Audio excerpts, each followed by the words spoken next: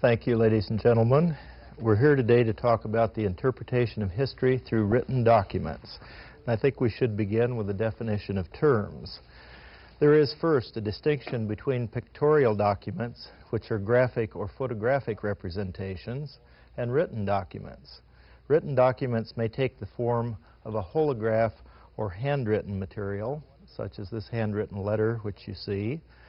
They are one of a kind, unique, with no other copies. They may take the form of typescript documents, which are also one of a kind, unique documents, such as this typewritten letter which you see. They may take the form of reproduced documents, such as those mimeographed, dittoed, or Xeroxed, such as the dittoed program which you see in this slide. But in general, when we talk about a document, we mean something that has not been reproduced in print form in multiple copies that are readily available. In other words, something that has not been published. We might be talking about newspapers or books or pamphlets or periodicals, but often not. We're talking about something that was produced for a particular purpose by a particular person, group, or organization, and produced in a limited number of copies, often only one, such as this invitation which you see here, which was for the special opening of a museum exhibit, a limited audience. When doing research in documentary material, there are a number of questions that need to be asked, and I think we ought to note that these are the very same questions that need to be asked if you're doing research on photographs or in artifacts. First, you need to ask yourself, what is it I need to find out? Unless you have defined your question very carefully, you're going to go mindlessly and aimlessly wandering about through materials looking for things and finding things that are not really to the point. So you need to focus on what you need to find out. Once you have readily defined your questions, then you will find your research much easier. Secondly, you need to ask yourself, why do I need to find this out? You may find that you have been asking questions that are either unnecessary, that overlap with one another, or that duplicate something that is not in a logical sequence. As far as the research and the answers are concerned, then, you need to know, why do I need to find this out? Thirdly, ask yourself, where can I look for the information? If you are looking for information, the sources of which are so obscure or so expensive or so far away that they are not readily available to you, then you probably need to reframe or refocus your entire research project. You want information that is at least possibly available. You do not want to research something that is going to be so time-consuming or so laborious that you will give up before it is completed. For instance, you would not want to look through the entire reports of the War Department for the mention of one particular enlisted man, such as the special orders you see in this slide. That would be a hopeless task. Neither would you want to look through all of the daily newspapers of a metropolitan area to find one advertisement. You can see from this slide how many advertisements there would be in each issue. It would be a hopeless task. You would simply give up, lose your concentration before you would find it. The fourth question you need to ask yourself is, what is the difference between a primary and a secondary source? Record sources may be divided into two classifications, primary and secondary. The standard of evaluation is the competency of the person giving the information, or the competency of the recorder of the information, and an awareness of the time element between the event and its recording. A primary record source is the record or statement of an event or circumstance made by an eyewitness or by someone closely connected with the event or the circumstance. Here you have two examples of that. You have a birth certificate, the information on which was given by someone very, very closely connected with the event, the mother, and you also have a receipt for funeral expenses given by the undertaker, also someone closely connected with the event. Secondary sources, on the other hand, are records or statements of an event or circumstance made by a non-eyewitness or by someone not closely connected with the event or circumstance, and it may have been recorded or stated verbally by an eyewitness at a time long enough after the event when the fallibility of memory could be called into question. Here you have an example of that, a death certificate. The person most involved in this cannot give the information for it. The person giving the information, for instance, on when the deceased was born or where, very likely was not present at the time the fallibility of memory or the not connected with the event part comes into play there. Different records may also give conflicting pieces of evidence regarding the same event. In these cases, it is imperative that each be evaluated according to the source which produced the record. It should be remembered that the classification of a record source as secondary does not necessarily mean that it is inferior and unacceptable. But to classify the record source as secondary does mean that the researcher must be aware of the greater possibility of such an item containing errors. The fifth thing you need to think about is whether you are looking for direct or circumstantial evidence. Direct evidence is any information that points directly to the solution of the problem under discussion and which helps to bring about a conclusion on a disputed or an unknown issue. Circumstantial evidence is information, on the other hand, which does not give a direct answer to the issue or problem being studied. You may, however, have relevant circumstantial evidence. It provides clues and leads to further searches for more direct evidence, or it may provide for a tentative conclusion about a phase of the problem at hand. Inference from circumstantial evidence may be used to help support conclusions arrived at from an examination of other direct evidence. Distinctions should also be made between evidence and proof. Evidence is the information received, whereas proof is the effect of this information. Reliance must be placed upon records made and recorded by individuals whose competency to provide such information may be an unknown factor, in which case you should always undervalue rather than overvalue just to be safe. Finally, the sixth question to be asked about any document that we are doing research on for interpretive purposes is, what is its context? By this I mean, was it produced for a particular purpose at a particular time? Did it have a deliberate bias in it? Was it produced to be a publicly known document, as in the case of this example, a proclamation by the governor of the state? It would be silly for a governor to issue a proclamation that was not intended to be publicly known and distributed. Or was it produced to be a very private document? As in this example, a diary entry where a man is describing the death of his sister in very poignant and personal terms, obviously for his own benefit, not for public usage. If it is a very private document, never to be seen by any but the person who created it, at least so far as that person knew, then you look at it a little bit differently as far as the context is concerned. Was it something that was written in comfortable circumstances, or was it written in very stressful or even dangerous circumstances? Things written on the battlefield of war are different than those produced in your own living room. What kind of writing material was available to use at the time it was written and that could have made some difference, for instance, in the length of it? If someone has only one sheet of paper and wants to record a description of something, it might be different than if an unlimited supply of paper, pencils, and time were available for it.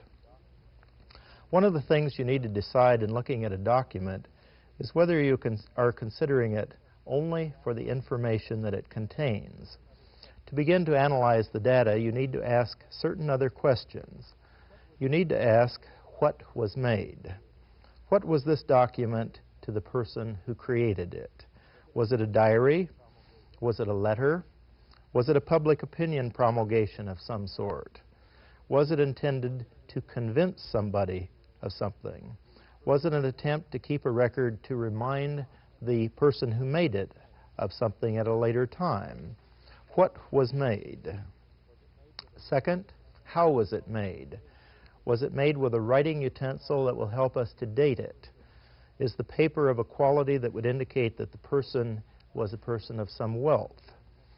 Was it created with the intention to last? Or was it written perhaps with Crayola on cheap tablet paper? How was it made? Third, what was it made with? Here you need to go into the matter of the ink, the type of pen point, and all of the actual technology connected with the creation of that particular document. Fourth, what was it made from?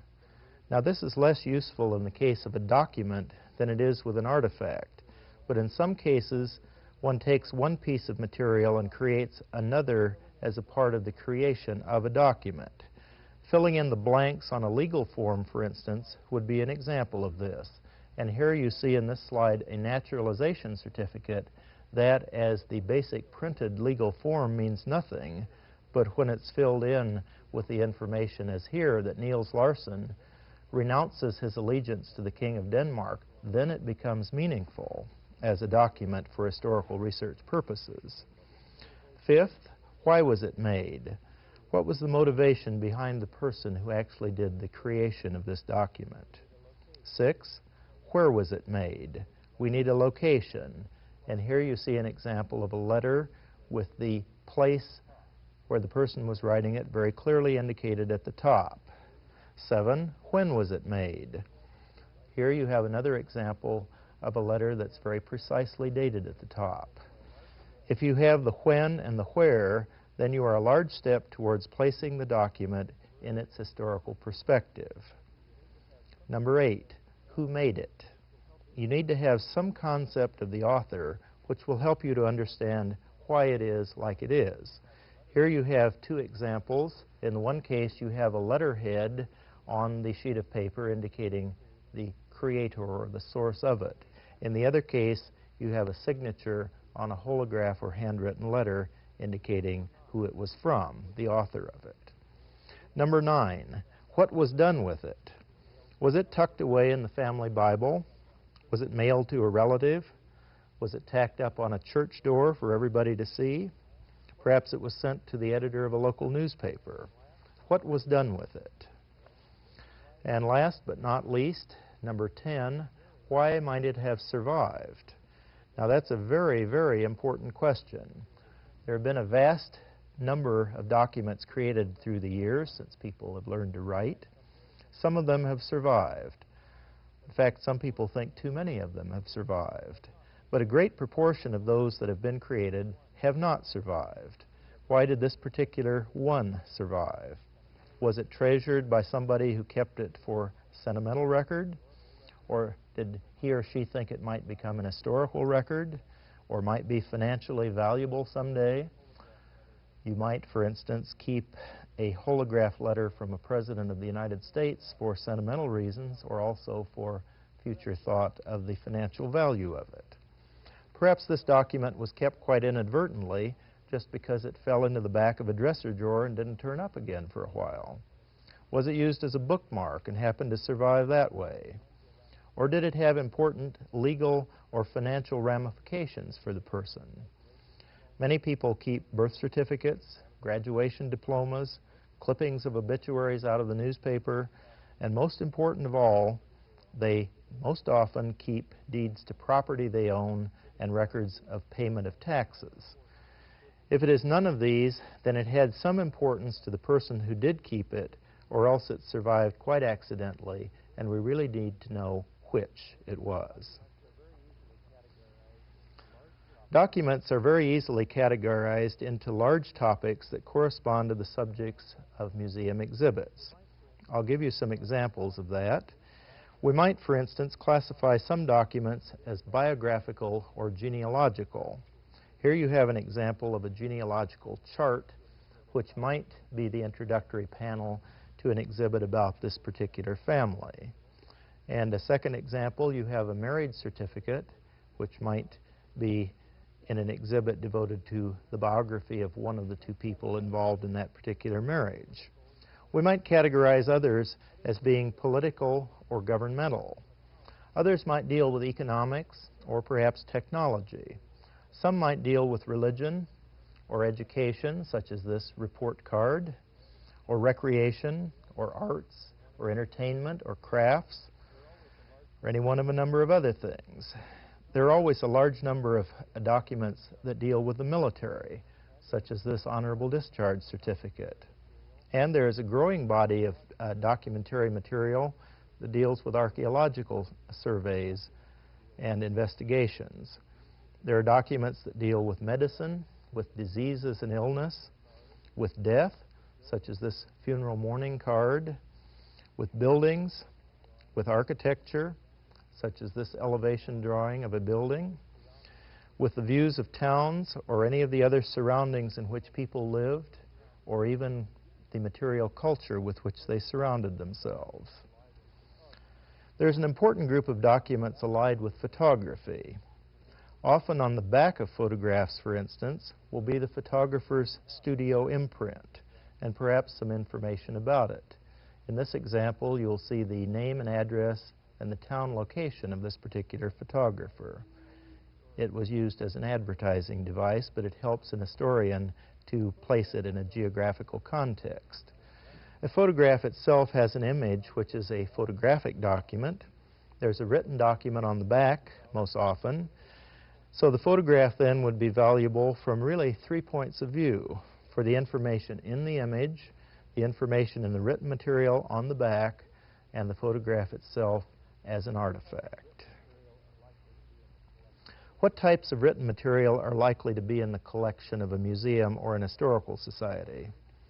Well, there are likely to be letters, diaries, journals, ledgers, memorandum books, all sorts of holograph items, some of them of a very ephemeral nature. You might even find things like grocery lists or scribbled notes that are reminders to people of something or outlines. There are likely to be also documents containing vital statistics information, such as birth, death, marriage, christening, divorce, or adoption records. And here you see an example of that, another marriage license. Anything to do with the crucial legal stages in a person's life is likely to have been preserved.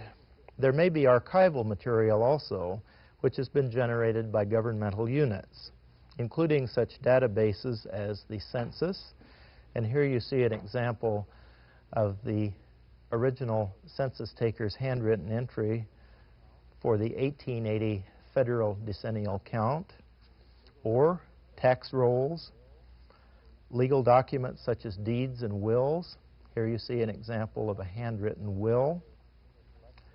You're likely to have printed matter in your collections such as books, magazines, pamphlets, brochures, leaflets, posters, broadsides, things of that sort.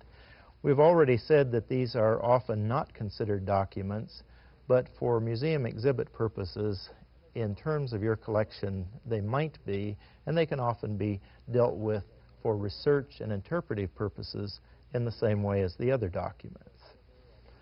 These are some of the common ones, but there are others: trade catalogs, menus, advertisements, theater programs, sale bills. All of these are possibilities. You have another category of what I'll call specialty books or booklets, such as county histories, city centennial histories, city directories, plat books, and any kind of anniversary booklet that might be put out by a church, by a business, by a family, by a school class, or anyone who had passed a certain milestone as far as time is concerned.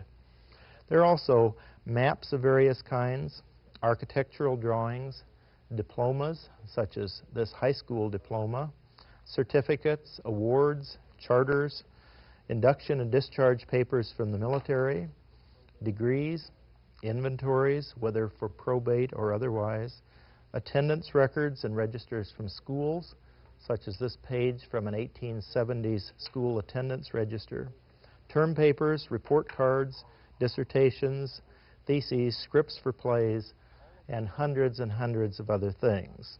All of these things may be considered as documents. Some of them we certainly would consider as documents. All of them have a place in the interpretation of history. They say something about a way of life in the past. Museums and historical societies usually have materials of this nature in their collection, and they should be used both for research, for interpretation, and for exhibit and display purposes. To illustrate how one can interpret a specific document and utilize it in a museum exhibit, let me give you an example. We have shown here a page out of a travel diary in the last third of the 19th century. The man who wrote this particular diary entry is geographically describing the area that he is traveling through. Well, for what might we use this travel diary, realizing that it is a document with inherent information in it? But the diary is also an artifact in and of itself. What could we tell the museum visitor, the exhibit viewer, using this diary as a way to explain the past? Well, we might ask, why did this person leave where he or she was to go somewhere else? That itself can be the theme of an exhibit. Allied with that could be displayed such information as how common it was to make such a trip at that particular time, how common was the route that was chosen, how common was the means of transportation used, how was the route and the method of transportation chosen in the first place, did in fact the person have any choices, and if there were choices, how were these alternatives disseminated to the public. One might also go into the matter of what was the cost of items purchased along the way. And here we have an example from that same diary of what it cost to purchase something at that particular time and place. These are also useful for knowledge of what items indeed were available to a person traveling. What was the procedure, for instance, for staying overnight along the way? Were there inns, hotels? Did you have to stay in private homes, camp out, or what was it? Was the travel by a single individual or by a group? That's also an important question because travel at some points in our history was dangerous or very, very difficult to do as an individual, not as a group. Was this travel either as an individual or as a group by choice, or was it totally out of the person's hands? Were business and social purposes mixed together in the travel? A very basic thing to explain to people with this kind of a document is how many miles per day was the average distance traveled, or indeed the ratio of distance to time. Here you have an example from the same travel diary showing the normal distance that this particular man in his time and with his method of transportation did travel. What plants and wildlife were observed along the way, or indeed what things in general were observed along the way? What was the topography over which the travel was made? It may be one of the only descriptions of a certain portion of geography at a certain time. Did that have anything to do with the distance traveled, the means of transportation? Did it have anything to do with the food supplies or where one stayed? Here you have an example from that same diary of the matter of food and some of the difficulties encountered in getting it, and an evaluation of some of the quality of food that was supplied to him. How much baggage or luggage could the person take along? Was that a matter of choice or of necessity? What was the reaction of the traveler to the people along the way? Did he or she stop and talk with them? Did he or she like them? What was the reaction of the people along the way to the traveler? Was this person looked upon as a bringer of information and news from the outside, looked upon as an outsider and therefore a potential danger, ignored? All of these things are very interesting and can form themes for exhibits. Why did the person keep a diary at all? Did the person keep the diary so that he or she would have it to refer to when they got home and wanted to tell stories? Or was it intended for publication?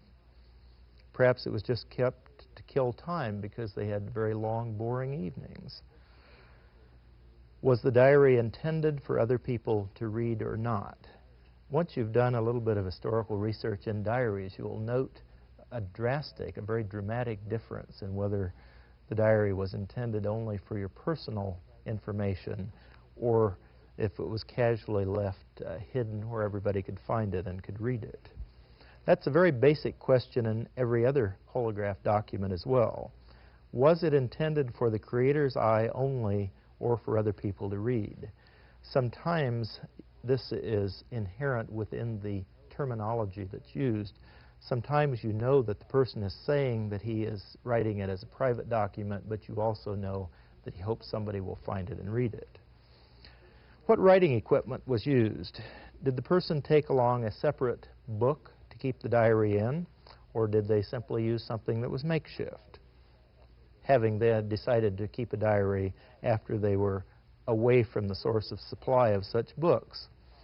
What areas of similarity and difference in the comments, in the styles, and the personalities can be detected between the time period of this diary and any other historical time period, either forward in time or backward in time?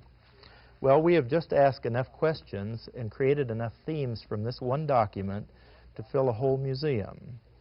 For any one document, there might be any number of auxiliary items and artifacts that one can use in an exhibit, with the travel diary as the major item.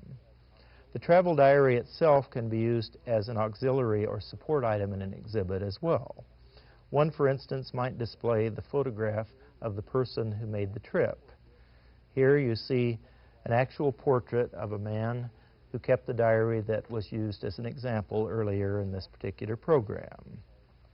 You might also show such things as what the person had along with them on the trip: a traveling trunk, items of clothing, writing utensils. One could display models of or common specimens of the flora and fauna that were observed. You could even exhibit artifacts that demonstrate the means of transportation or communication of the time. One might go into a seasonal kind of interpretation. The traveler obviously traveled at a particular season. You might go into what activities would have been common along his or her route during that season. Another way to do it is to go into the times of day. What happened when the person got up in the morning, or at midday, or in evening, or at the time the person was ready to go to bed at night. These are different ways to string together that particular theme.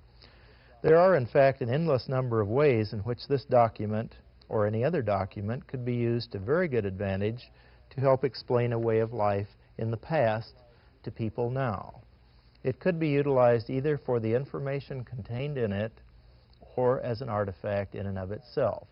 And here you see the diary which I have been talking about. With the cover closed, you cannot see any of the information in it. It is an artifact in this case.